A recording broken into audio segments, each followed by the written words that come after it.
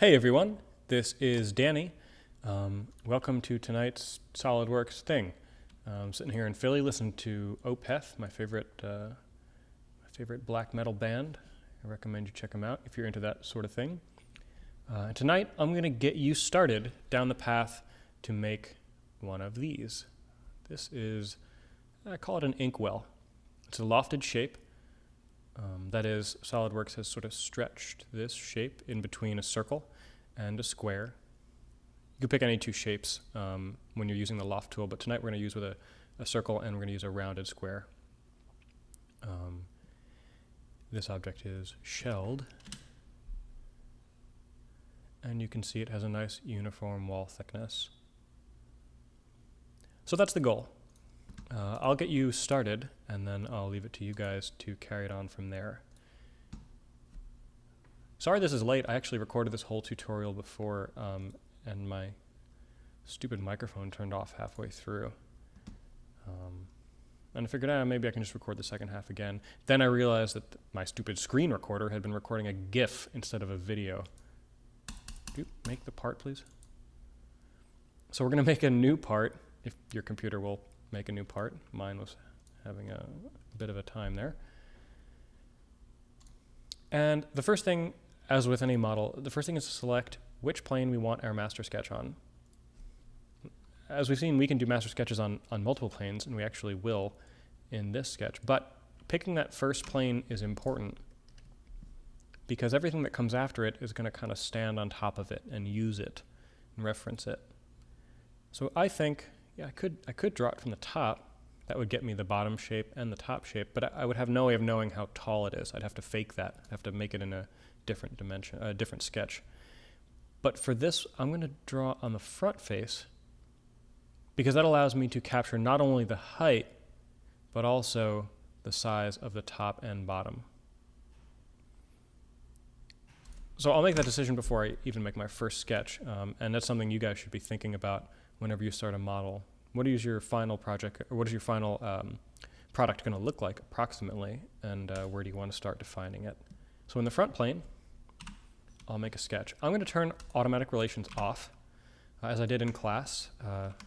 Whoops. For those of you who are not in class, automatic relations is something that SolidWorks does. Tell you what, I'll show you. It's something that SolidWorks does when you're drawing. It will try to be helpful. So see that little yellow box there? And again here. Those yellow boxes are the symbols for constraints. The first one was coincident, and the second one you see there is the vertical constraint. So if I draw those lines while SolidWorks has a yellow box visible, that's SolidWorks' way of telling me that if I complete the drawing there, see that vertical constraint? If I click there and and make that line, whatever else I can change about it, it's going to have that vertical constraint. This horizontal line here came in with a horizontal constraint. So SolidWorks is trying to, cut corners and make your job easier by inferring what you want. It's going to try and figure out what you're trying to do. I'm going to turn that off, and as a result, you'll see I'll draw this line from the origin vertically, same exact way I did before, but now it's not connected to anything, and it doesn't have to stay vertical. So you'll see me selecting line, endpoint, and the origin, telling them to be coincident, selecting the line, making it vertical by adding a coincident, or rather by adding a vertical constraint or relation. I have to do that because I have automatic relations turned off. If you draw this line here with automatic relations turned on, it'll stay horizontal, whereas mine needs to be explicitly told. So don't worry if you see me doing extra steps. That's just to make it clear of all the things that's going on behind the scenes when you're doing these drawings. So what have I done? I've created a center line. That makes sense for this product because the ink well itself is sort of symmetrical about the center. Let's call a height of 60 is fine. And I'll use my double dimension by selecting this point and selecting the center line, and then just moving the mouse past the center line to get my base. And let's call the base, let's call it 50. And now I'll draw one more line on the top. This line is going to represent the top width and I'll set that at 40. That looks a little weird to me, so I'm going to reduce the height. Make the height 40. We'll make the width 60. Those proportions look a little bit better. That's, again, part of the power of doing a simple sketch first. You can change things like that easily.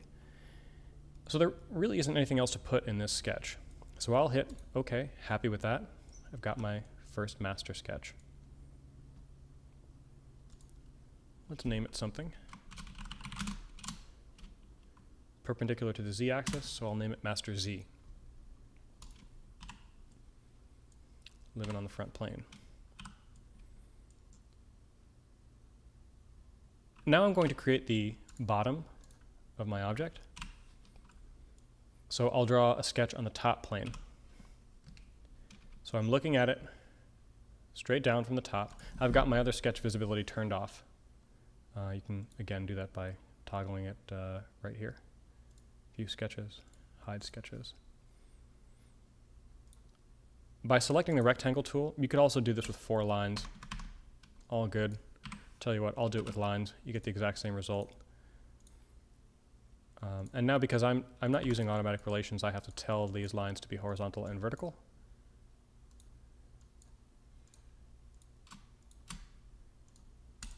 There we go. Just a few extra steps because I have that setting turned off. Now, this is sort of unrelated to the origin in any way. And I know that I want my finished product to be centered on the origin. The middle of that device, or the middle of that object, is right in the middle of my 3D universe. So I have to find some rules that I can put into this sketch to make the box stay centered. There are a couple ways to do this. In the past, I've used a diagonal line, selected that line, selected the origin, and then made them midpoint. As long as that line is touching both of these corners, there's an element of symmetry there. Now, if I want this to be a square and not just any arbitrary rectangle, I can select 2 sides and make them equal. The reason I'm doing this with constraints and not dimensions is because this is much more flexible and adaptable to change. Besides, I don't really need a dimension in this sketch. I could, this is the wrong thing to do, but I could come in here and tell it to be, 50 millimeters. But instead of adding a new dimension, I'm going to use the dimension I already decided on.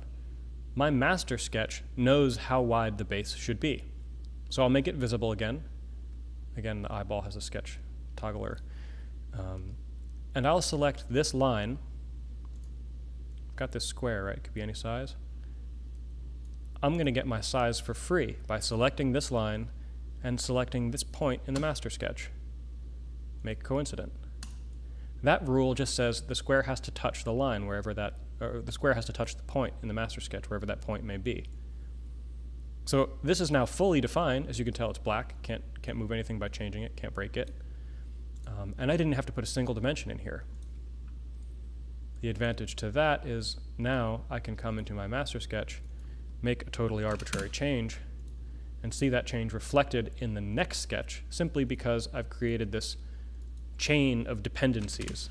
One sketch is looking at and referencing a sketch that happened previously. So cool. Now I think that base is a little simplistic. My final product has these nice rounded corners.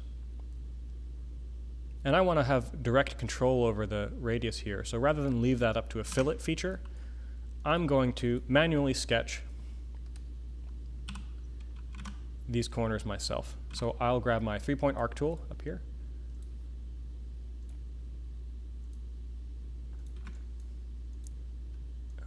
We'll make these tangent, and I will make the endpoints coincident to the lines. See, this could be anywhere. I'll tell it to touch the line. Coincident. This is a decent time to turn automatic relations back on because it can save me some time making these arcs coincident. What I'm doing is I'm drawing an arc. See that yellow box? That means when I click here, the endpoint is going to be connected to that line. And as I mouse over, I see that next yellow box with a coincident icon in it. Click. and the arc will stay connected at the endpoints. I'll pick a size, and I will select the line and the arc, make them tangent, select the line and the arc, make them tangent. There we go. Automatic relations save me a little bit of time. One thing to watch out for when you're using automatic relations is if you come in here to draw an arc and accidentally mouse over the midpoint, see that yellow midpoint constraint hovering near my mouse? If I click here to create an arc, maybe I thought I was making the exact same thing I did here. Maybe I thought I was just connecting them to the lines. I accidentally connected it to the middle of the line. And the middle of the line is a point, and the point is fixed in space. And so that means my arc always has to touch that midpoint thanks to the constraint, and then is not free to move and change size. So if I didn't realize that I put that arc on the midpoint, I would be looking at this saying, wait, why can I move the 3 of these, but I can't move this one? I could delete the arc and then start over, or with my sketch relations visible, I could try and look at and understand some of these rules and realize I've got a coincident constraint, that makes sense. I've got coincident constraints, tangent constraints, that's what I want, but oh hey, that's not a coincident constraint, that's the symbol for a midpoint constraint. Delete the constraint, and now, whoops, now my arc is free to move again. Only problem is, the endpoint's not touching the line. So what I need to do is select the endpoint, and instead of giving it a midpoint constraint, give it a coincident constraint. Kaboom. The purpose of going through all this is to explain how automatic relations can be really helpful sometimes, but if you're not paying attention when they come in, SolidWorks can put some rules in that you weren't asking for, and those rules can cause problems for you later. So if you choose to model with automatic relations turned on, you can get that here in Tools, Sketch, Settings, Automatic Relations. If you choose to model with automatic relations turned on, be on the lookout for these yellow boxes, because they can throw you for a loop if you are not paying attention. I want all my arcs to be the same size, so I'll select them and make them equal, and I'll put a dimension on one of them. This saves me the headache of making 4 different dimensions. Yeah, you know what, 20 look good, nice and round. Cool. Now, I have multiple closed profiles here.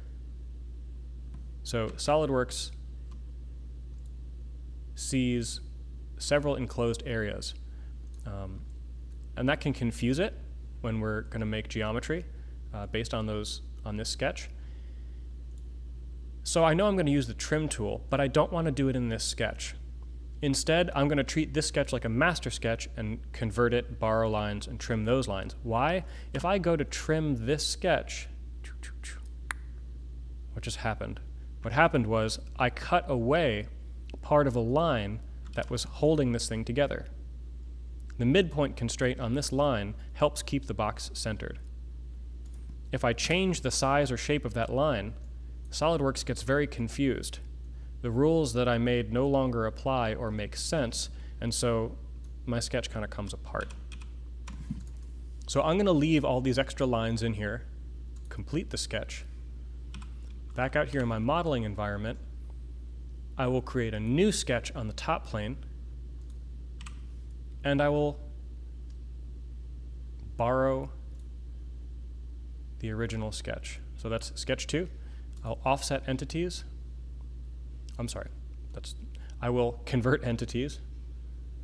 Some of you probably already noticed that I made that mistake. I'll convert those entities, and I'll trim away what I don't need. Now I'm not upsetting any relationships because these are just photocopies of the lines in the sketch underneath. And that sketch contains all the rules. All right, so that looks a little bit better. I'll complete that sketch. Tell you what, let's name,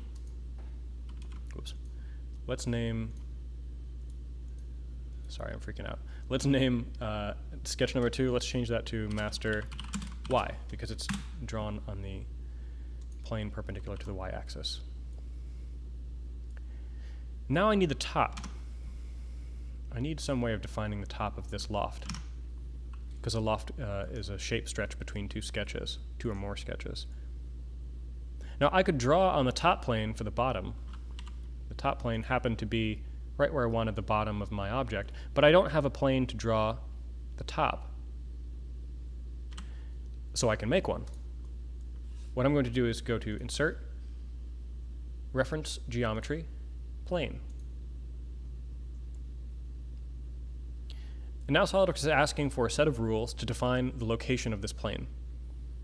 I'm going to choose to define my plane by selecting this point and the top plane. That tells SolidWorks that I want a plane parallel to the top plane that touches that point. There's only one possible solution for that set of constraints, and so I get this happy green bar that says fully defined. Happy with that, I'll hit the green checkbox. We'll explore other ways to make planes as we get into more models, but for right now, the point and plane method of defining a new plane is sufficient. So now I've got 4 planes in my model. I've got the 3 at the beginning that I got for free, and I've got plane 1, which I had to make. So I'll do a sketch on plane 1. I'll hide my planes for simplicity's sake. And now I will draw a circle. I'll tell that circle to be coincident to the origin. And how big should it be? Exactly the same way we used the master sketch to define the size of our bottom sketch, I'm going to use the master sketch here to define the size of the top. Just by making a rule, a relation called coincident, that this point in the master sketch has to touch this point, or rather this circle in my current sketch. Without that relationship, the circle is free to be any size it wants. I might be tempted to put a dimension on there, but then I'd have to find this sketch in order to change it in the future. Instead of putting a dimension in, because I already have this line dimensioned in my master sketch with the width of the top of the object, I'll grab that endpoint, I'll grab that circle, make it coincident. There we go.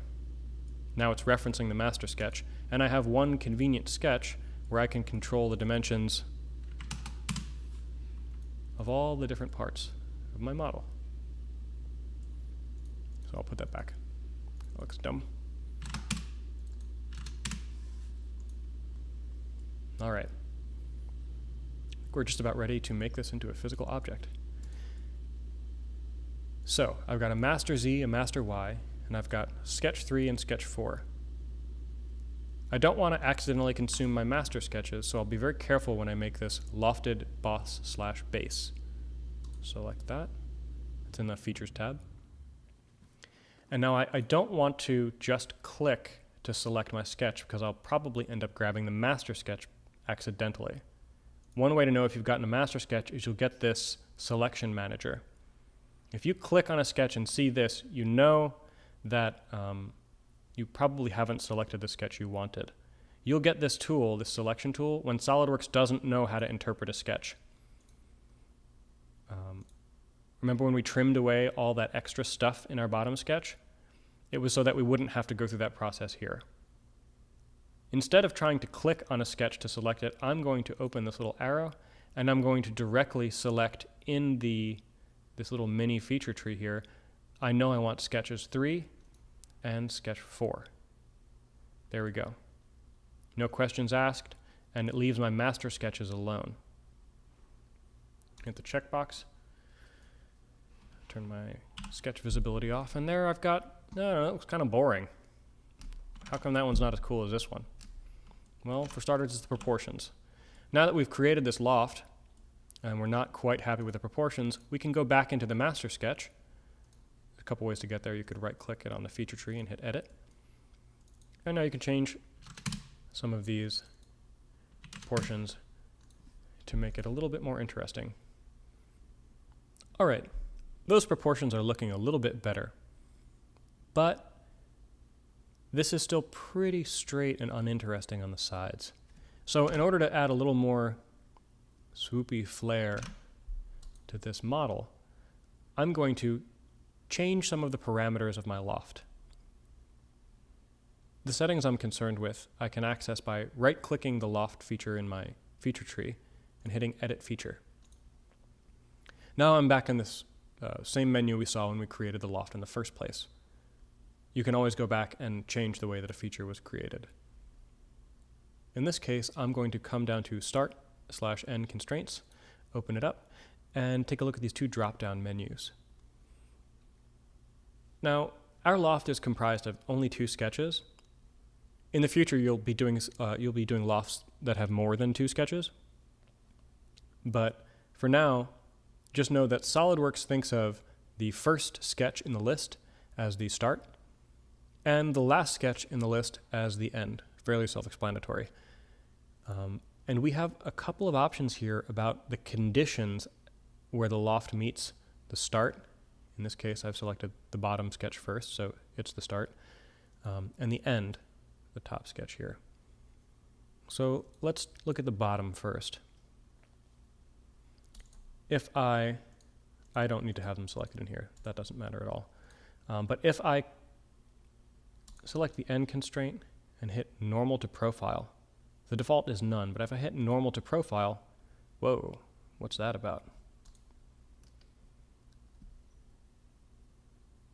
What SolidWorks has done when I switch that from none to normal to profile is it has changed the path of the loft so that when it meets my sketch, it's coming in a perpendicular way. If I were to look at this very, very closely, I'd see a 90-degree angle. Again, if I reset that to the default condition of none and look at it, this is clearly not a 90-degree angle. Normal to profile, and I'll do the same thing on the bottom, normal to profile. Interesting. Hit the green checkbox. That's looking a little bit more compelling, a little bit more interesting than just the straight-lined loft. So, I'm going to leave you here. We've made the sketches, we've created the relationships between the master sketch and the top and bottom of this object. One way to check and make sure, before we go any further, that we've done it right, is to edit the master sketch, having created the loft, and change some of these dimensions around.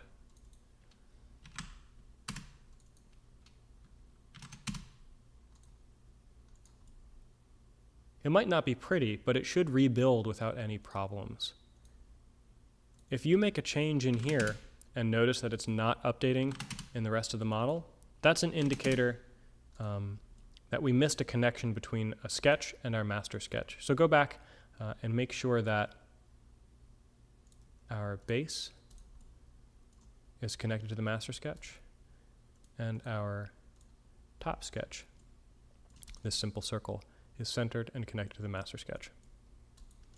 So once everything is done and updating correctly, I will be looking for this when I review the homework. I'd like to challenge you guys to take it from here to here. You don't have to sweat the color. I just did this so you could see me tabbing back and forth between them. But if you want to watch a 5-minute tutorial about color, there are many, many, many, many SolidWorks tutorials about color and materials that you can add in here. But what I'm looking for is, we got rounded edges on the bottom, some fillets in there, top and bottom. Those harsh edges are gone. And the object is hollow, as you can see, with, say, a 2 millimeter wall thickness. And beyond that, what I would really like to see, if you're up for a challenge, is this full round fillet.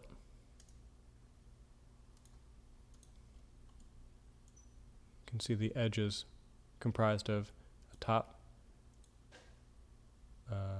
interface and underside. That was just a section view, but here you can see that those sharp edges. By using the full round fillet tool, I was able to make that completely smoothed over. I'm not going to explain that because it's important for you guys to try and figure out some of these features on your own. You're going to be doing a lot of self-teaching as you get into your later years and start doing projects that I couldn't possibly cover in this class. So knowing that the name of this function is the full round fillet tool, see if you can't sniff it out, maybe Google it, but do try and find it yourself first.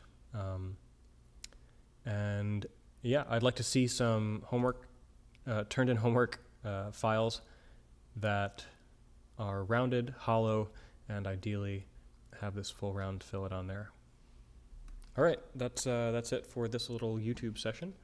And in addition to this, I'll be sending out some written prompts that describe a model, and I'll leave you guys to try and figure out how to set up your sketches.